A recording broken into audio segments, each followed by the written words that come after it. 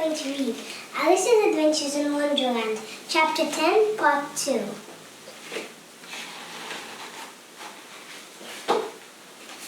Let's start. Thank you. It's a very interesting dance to watch, said Alice, feeling very glad it was over at last. And I do so like the curious song about the whiting. As it is to the waiting, said the Mock Turtle. You've seen them, of course. Yes, I've often seen them at dinner. She checked herself hastily. I don't know where they may be, said the Mock Turtle, but if you've seen them so often, of course you know what they're like. I believe so, Alice replied thoughtfully. They have their tails in their mouths and they're all over crumbs. You are all about the crumbs, said the Mock Turtle. Crumbs will all wash off in the sea, but they have their tails in their mouths. And the reason is... Here the Mock Turtle yawned and shut his eyes. Tell her the reason and all that, he said to the Griffin. The reason is, said the Griffin, that they would go with the lobsters to the dance, so they got thrown out to sea, so they had to fall a long way, so they got their tails in their mouths, and so they couldn't get them out again. That's all. Thank you, said Alice. It's very interesting. I never knew so much about the whiting before. I can tell you more than that, if you like, said the Griffin. Do you know why it's called a whiting? I never thought about it, said Alice. Why? It does the boots and the shoes, said the Griffin very solemnly. Alice was thoroughly puzzled. Does the boots and the shoes? She repeated in a wondering tone. Why, what are your shoes done with? Said the Griffin. I mean, what makes them so shiny?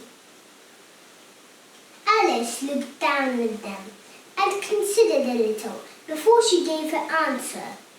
They're done with blacking, I believe. Boots and shoes under the sea? The Griffin went on in a deep voice. Are done with a whiting. Now you know. And what are they made of? Alice asked in a tone of great curiosity. Soles and eels, of course, said the Griffin rather impatiently. Any shrimp could have told you that.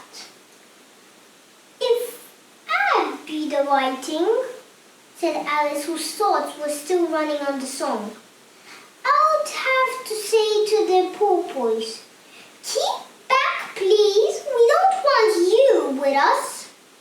They were obliged to have him with them, the Mock Turtle said. No wise fish would go anywhere without a porpoise. Won't it really? Said Alice in a tone of great surprise. Of course not, said the Mock Turtle. Why, if a fish came to me and told me he was going on a journey, I should say, with what porpoise? Don't you mean purpose? Said Alice. I mean what I say, said the Mock Turtle in an offended tone. And the Griffin added, come, let's hear some of your adventures. I can tell you all about my adventures, beginning from this morning, said Alice a little timidly. But it's no use going back to yesterday because I was a different person then. It's explain all that. No. The adventures first, said the Gryphon in an impatient tone. Explanations take us such a dreadful time. So Alice began telling them her adventures from the time she had first saw the white rabbit. She was a little nervous about it, just at first. The two creatures got so close to her, one on each side, and opened their eyes and mouths so very wide. But she gained courage as she went on. Her listeners were perfectly quiet till she got to the part of her repeating, "You are old, Father William," to the caterpillar, and the words all coming different. And then the Mock Turtle drew a long breath and said, "Well, that's very curious." "It's all about as curious as can be," said the Gryphon.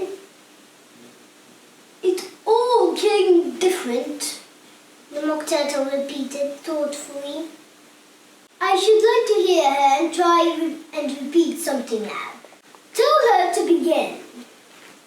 He looked at the Gryphon as if he thought it had some kind of authority over Alice.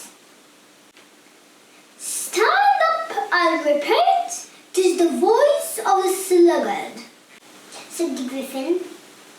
How the creatures order one about and make one repeat lessons, thought Alice. I might as well be at school at once. However, she got up and began to repeat it, but her head was so full of the lobster quadrille that she hardly knew what she was saying, and the words came very queer indeed. "'Tis the voice of the lobster," I heard him declare. "You have picked me too brown, I must sugar my hair. As a duck with its eyelids, so he with his nose trims his belt and his buttons and turns out his toes." "That's different from what I used to say when I was a child," said the Gryphon. "Well, I never heard it before," said the Mock Turtle, "but it sounds uncommon